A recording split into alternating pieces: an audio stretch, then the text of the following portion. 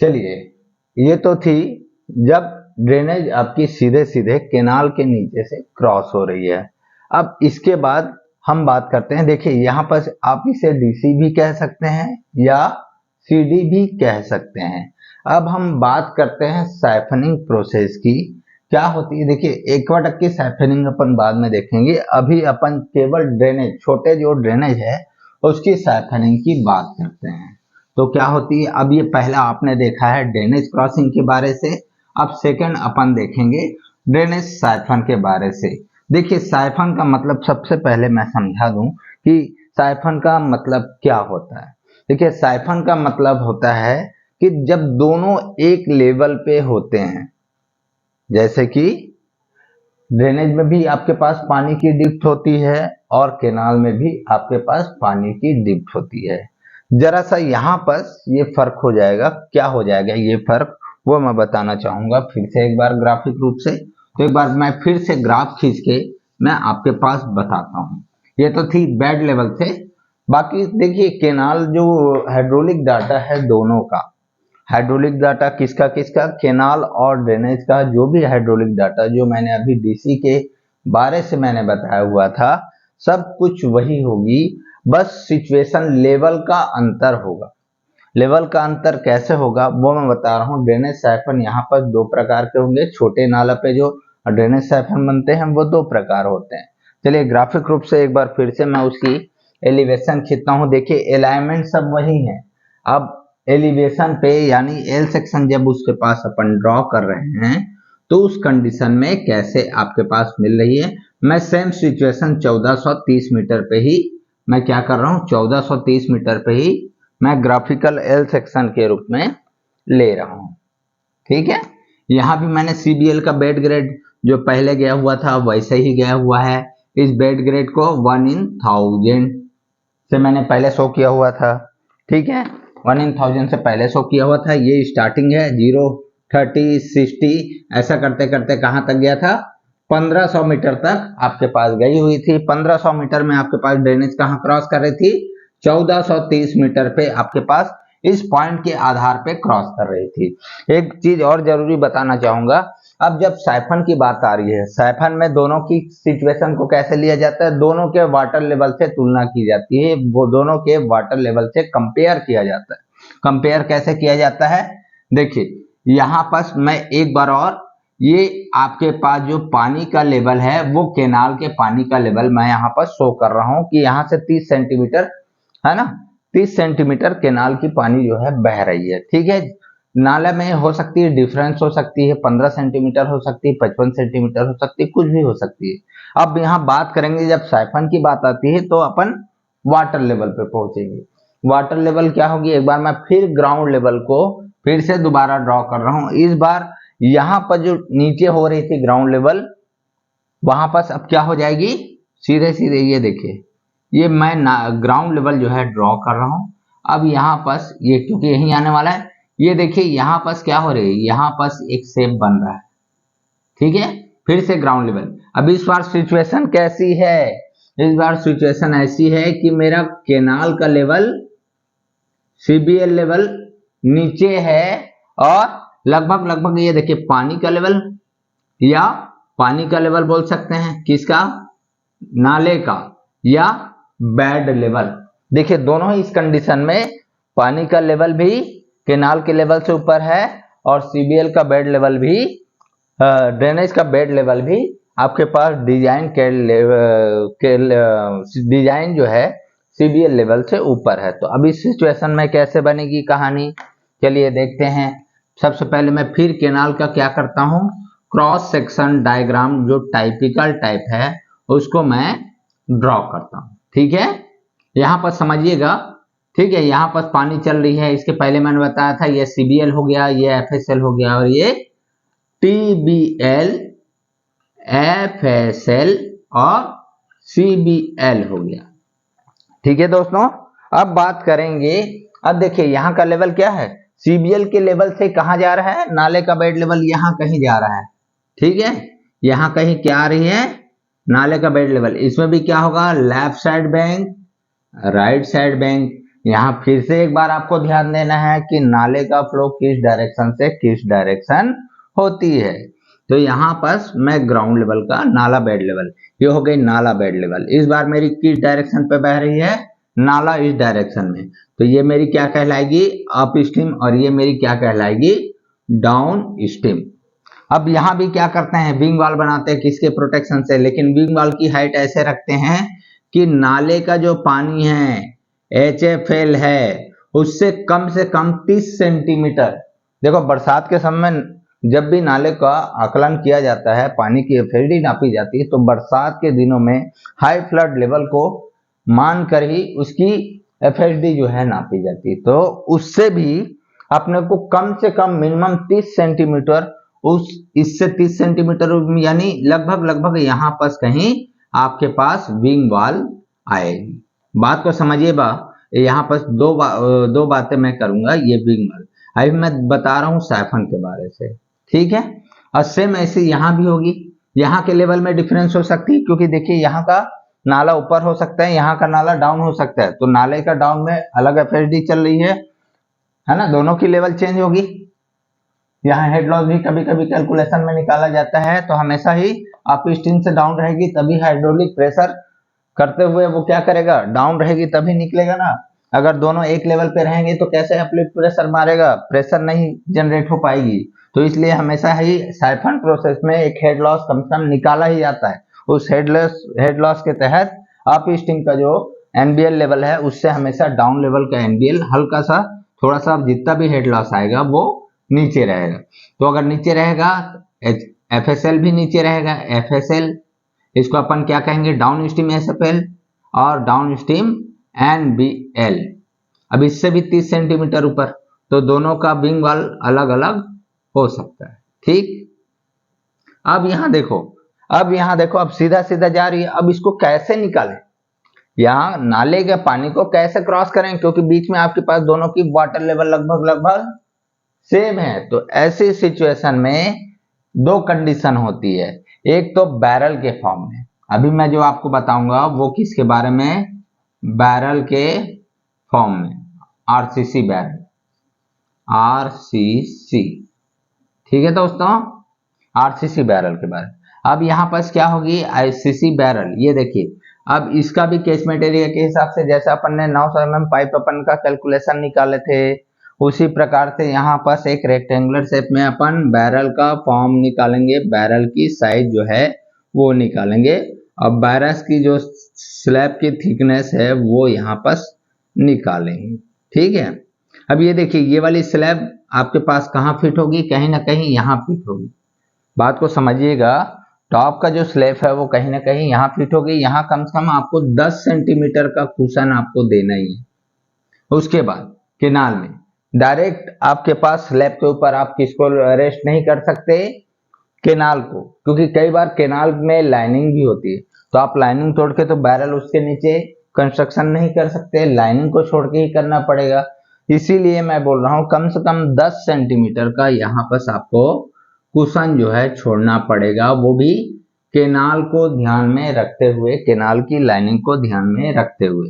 अब उसके बाद जिस साइज का है, मान लीजिए इसकी साइज है 120 बाय 120 की, इसकी साइज क्या होगी, 1.2 इंटू 1.2 मीटर की साइज होगी। केसमेंट एरिया थोड़ा बड़ा हुआ है, तो अब यहाँ पर क्या करेंगे, ये आपके पास बैरल का टॉप स्लैब हो जाएगा, उसके बाद 1.20 की बैरल का वेंट हो जाएगा, उसके बाद ये हो जाएगी। उसके बाद ये हमेशा ज्यादा करके अप स्ट्रीम को 3:1 से जोड़ते हैं। ये देखिए 3:1, ये रेशियो क्या होगी, जनरली आपके पास 3:1 होगी। ये अप स्ट्रीम है ना, जब आपके पास बेड ग्रेड इसकी बेड ग्रेड ज्यादा होगी तो क्या होगी, वेलोसिटी जनरेट करेगी, और डाउन स्ट्रीम में इसी का रेशियो जो है कम लेते हैं। ये NBL है, इसको NBL से जोड़े, ये तकरीबन 5:1 ले सकते हैं, कई बार 3:1 भी ले सकते हैं, लेकिन एक विचार वाली बात है कि 3:1 होने की वजह से क्या होगा, यहां से वो वेलोसिटी क्रिएट होगी, और डाउन स्ट्रीम में क्योंकि नाले का लेवल जो है अप स्ट्रीम के हिसाब से नीचे है, नीचे ही रहेगा, हेड लॉस क्योंकि आ रही है तो, और स्लोप की ग्रेडियंट बढ़ने की वजह से आसानी से आपके पास पानी जो है वो आपके पास ड्रेनेज का क्रॉसिंग जो है आराम से वो निकाला जा सकता है। ये वही बैरल है, इसलिए मैं इसको क्या करता हूं, हैचिंग कर रहा हूं। ठीक है, ये देखिए ये हैचिंग है।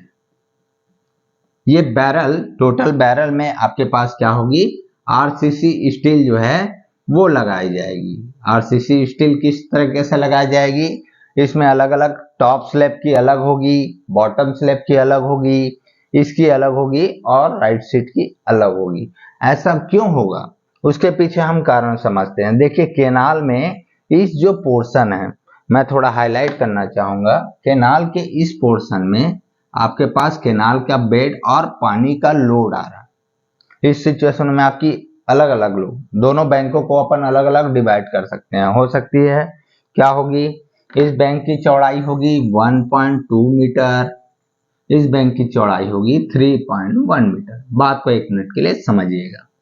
अब क्योंकि इसकी एरिया कम है, मैं इसको कितने भाग में डिवाइड किया हूं, 3 भाग में। पहला upstream bank portion, centre portion और राइट साइड का आपके पास बैंक का पोर्शन। अब तीनों में क्या डिफरेंस आ रही है, इसलिए स्टील की जो स्पेसिफिकेशन है, स्टील जो लगने वाली है उसकी जो स्पेसिंग है वो अलग अलग क्यों होगी। देखिए जब सेंटर पोर्शन में जब लोड कैरी होती है बैरल के ऊपर, तो उसमें केनाल का बेड की जो हाइट होगी, पानी की एफएसडी होगी, उसका लोड पड़ेगा। कितने का पानी चल रहा है, कितने वेट की पानी चल रही है, केनाल की कंक्रीटिंग का वेट आपके पास किस पोर्शन पे आ रहा है, सेंटर पोर्शन पे। उसी टाइप से आप जब लेफ्ट साइड की बैंक लेंगे, क्योंकि लेफ्ट साइड की बैंक आपके पास का एरिया कम है, 1/20 है, तो इसकी एरिया कम है। अब यहाँ पास आपके पास मिट्टी फिलिंग रहती, तो मिट्टी फिलिंग की जो लोड होगी वो कम होगी किसकी अपेक्षा, राइट साइड की अपेक्षा। राइट साइड में मिट्टी की चौड़ाई, एरिया जो है ज्यादा है, तो इस हिसाब से यहाँ का लोड जो है ज्यादा होगा, इधर की लोड की अपेक्षा इधर का लोड ज्यादा होगा, सेंटर का लोड, यानी तीनों पोजीशन की लोड अलग अलग होगी। इसीलिए तीनों पोजीशन की जो आप स्टील निकालेंगे वो भी अलग अलग स्पेसिंग पे होंगे। इस डाइट क्लियर है आपको सभी को, ये पोर्शन आप समझ में आया। ठीक है, अब इसी के हिसाब से ये तो था बैरल के फॉर्म में। ये बैरल बनाना, बैरल में हंज भी दिया जाता है चारों कोनों पे, जैसे कि ये बैरल है 1/20 बाई 1/20 का, तो यहाँ आपके पास हंज भी दिया जाता है। हंज क्या काम करता है, हंज क्या करता है, बैरल का बेजोड़ रहता है। ये सबसे पहले जो कॉर्नर पे फ्रिक्शन लॉस होता है, कॉर्नर पे जो कटिंग होती है उसको रोकती है। दूसरी चीज ये जो है, एक आपने स्ट्रेंथ ऑफ मटेरियल सब्जेक्ट में देखा होगा, ये रॉड जो है सीधे सीधे मेन बार, बॉटम बार, उसी प्रकार से साइड वर्टिकल बार, साइड के दोनों बार, बॉटम के बार, इस सब से कनेक्टिविटी रहती है। तो एक पर्टिकुलर शेप में अपने आप को पूरे बैरल को बांधे रहती है हंज बार, इसलिए इसका बैरल में हंज बार का उपयोग सबसे ज्यादा किया जाता है। हंज बार को सबसे ज्यादा केयर करके बनाया जाता है। ये तो थी जब आपके पास बैरल है, क्योंकि देखो पाइप को तो आप टेढ़ा नहीं कर सकते, पाइप को किसी भी प्रकार से आप क्या नहीं कर सकते, इस टाइप के फॉर्म में दे सकते हैं क्या पाइप प्रॉपरली, ऐसा जंक्शन उसका परफेक्ट बैठेगा, नहीं बैठेगा। तो इसलिए ऐसी सिचुएशन में आप क्या करते हैं, अभी हम बात कर रहे थे किसकी, ड्रेनेज साइफन की, ड्रेनेज साइफन की। ठीक है, ये भी ड्रेनेज साइफन, क्योंकि ये सेकंड कंडीशन है। ठीक है, नाला, नाला और केनाल के ये सेकंड कंडीशन है। इसी साइफन में एक और होती है जिसमें अगर अपन पाइप लगाते हैं, देखिए सिचुएशन पूरी सेम टू सेम वैसी होगी, बस होगा क्या कि इसके पोर्शन के जगह में अपन वेल टाइप डालते हैं। वेल टाइप क्या होगा, केनाल का क्रॉस सेक्शन तो वैसे ही होगा। केनाल का क्रॉस सेक्शन कैसे है, ये केनाल का, आप पाइप का भी देख लीजिए, जब आपने बैरल का देखा है तो पाइप का भी देख लीजिए, दोनों की सिचुएशन, दोनों को साइफनिंग कहेंगे, लेकिन एक वेल टाइप साइफन हो जाएगा। होगा क्या, देखिए ये आपके पास आ गई मेन अबार्टमेंट, इधर भी आ गई आपके पास मेन अबार्टमेंट। ठीक है,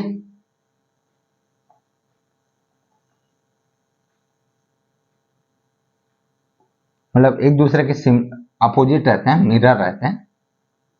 किस टाइप से होंगे? इस टाइप से। ठीक, पाइप आपकी कहाँ बैठ रही है? इससे नीचे ही बैठेगी, यहाँ भी कुशन आपको देना पड़ेगा, है ना। पाइप कहाँ बैठ रही है? यहाँ और यहाँ बैठ रही है। ठीक, मैं थोड़ी हैचिंग कर देता हूँ ताकि पाइप की थिकनेस पहले सीडी ड्रेनेज क्रॉसिंग की तरह आपको दिख सके। ठीक है, ये पाइप की थिकनेस है। इसमें कौन सी पाइप ली जाएगी? क्रॉस सेक्शन के हिसाब से पाइप की लंबाई आपकी तय होगी, है ना। क्रॉस सेक्शन के हिसाब से आपकी यहाँ बैरल की लंबाई भी तय होगी, उसी टाइप से क्रॉस सेक्शन के हिसाब से यहाँ भी आपके पास क्या होगा? पाइप की लेंथ जो है वो तय होगी। ठीक है, इसमें भी कितने का लग रहा है? मान लीजिए 1.2 मीटर, मतलब 12, पाइप की डाया क्या होगी? 1200 mm का डाया का पाइप यहाँ पर अपन डिस्चार्ज के हिसाब से, नाले का जितना भी डिस्चार्ज है उस हिसाब से अपन प्रोवाइड कर रहे हैं। अब होगा क्या? क्योंकि नाले का लेवल क्या है? नाले का लेवल FSL लेवल के, ये CBL लेवल से थोड़ा ऊपर है, तो CBL लेवल से थोड़ा ऊपर आपके पास क्या आ जाएगा? NBL। ठीक है, यहाँ इससे हमेशा, क्योंकि फ्लो ऐसे है तो क्या हो जाएगी? यहाँ आपके पास डाउन हो जाएगी। उस वाले NBL से इसका NBL क्या हो जाएगा? डाउन हो जाएगा, इसलिए इसको डाउन स्ट्रीम NBL बोलेंगे। अब यहाँ क्या करेंगे? एक वेल टाइप का निर्माण करेंगे, यहाँ भी एक सेक्शन देंगे, है ना। इसमें भी आपके पास इस टाइप से शेप रहेगा।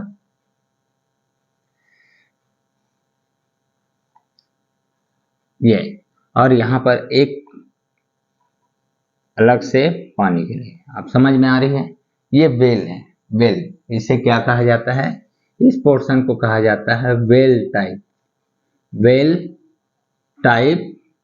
ठीक है, drainage siphon, barrel type, drainage siphon, well type. ये वेल है, ये वाली पोजीशन को वेल कहा जाता है। ठीक उसी प्रकार से आपके पास यहाँ भी क्या बनेंगे? एक वेल बनेंगे। ठीक है, यहाँ कंक्रीट रहेगी, पाइप से ये तकरीबन 20 सेंटीमीटर, ये वाली जो फ्लोर है कितना डिप्रेस रहेगी? 0.20 मीटर मिनिमम आपके पास डिप्रेस रहेगी।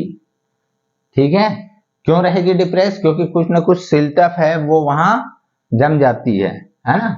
डायरेक्टली पूरी की पूरी नहीं, क्योंकि सिल्टअप वहां जमेगी, बकायदा पानी आपके पास निकलेगा। अगर सिल्टअप रखने के लिए एक बराबर लेवल में रहेंगे तो पूरा सिल्टअप आपके पास कहाँ जमा हो जाएगा? पाइप में। ठीक है, यहाँ भी वही होगी। अब यहाँ भी हेड लॉस के हिसाब से कम होगा तभी तो निकलेगा, दोनों सेम लेवल में रहेंगी तो प्रेशर इंक्रीज नहीं हो पाएगी। तो ये थी आपके पास ड्रेनेज साइफन, जो कि आपको बैरल के फॉर्म में भी बताया और पाइप के फॉर्म में भी, जिसे अपन वेल टाइप।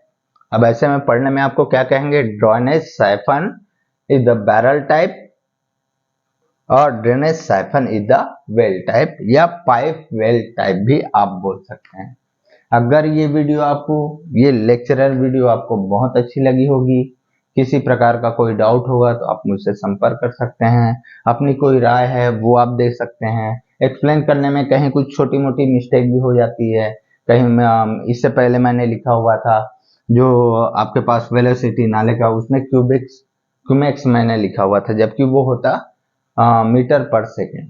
ठीक है, तो छोटी मोटी खामियां जो हैं हमारे तरफ से भी होती रहती है, तो उसको थोड़ा नजरअंदाज कीजिए। अपनी जो राय है वो अपने कमेंट बॉक्स में जरूर मुझे बताएं। इससे पहले की वीडियो ये अभी सेकंड पार्ट है, इसके बाद मैं आपको बताऊंगा एक्वाडक्ट के बारे से। नेक्स्ट एपिसोड में इसकी लेक्चरर मेरे पास रहेगी, क्या होती है एक्वाडक्ट। एक्वाडक्ट के बारे से पूरा विश्लेषण हम लेक्चरर के रूप से हम लेक्चर में इस टॉपिक के बारे से अपन करेंगे। तो इस प्रकार के सभी वीडियो को देखने के लिए, इरिगेशन पर्पज से सभी वीडियो को देखने के लिए मेरे चैनल को सब्सक्राइब कर लें, बेल आइकन का बटन जरूर दबाएं ताकि मेरी हर एक वीडियो की अपलोड आप तक पहुंच सके, आपको समझने में आसानी हो, आपकी एस्टिमेशन ड्राइंग, है ना, और डिजाइन करने में भी काफी सहूलियत हो। मेरा तो उद्देश्य वही रहता है कि आपके लिए जितनी प्रैक्टिकल से प्रैक्टिकल वीडियो है, जो समझ में नहीं आ रही है उसको समझाने का, उसको विश्लेषण करके समझाने का, ये मेरा अथक प्रयास रहता है। मेरे चैनल आपको पसंद आया होगा तो आप सभी फ्रेंड सर्कल पे शेयर करें, सब्सक्राइब करें, लाइक करें और कमेंट जरूर करें। तब तक के लिए मिलते हैं फिर से नए स्ट्रक्चर की डिटेल में इस तरह से लेक्चरर वीडियो में। तब तक के लिए आप सभी को दिल से धन्यवाद। Bye bye.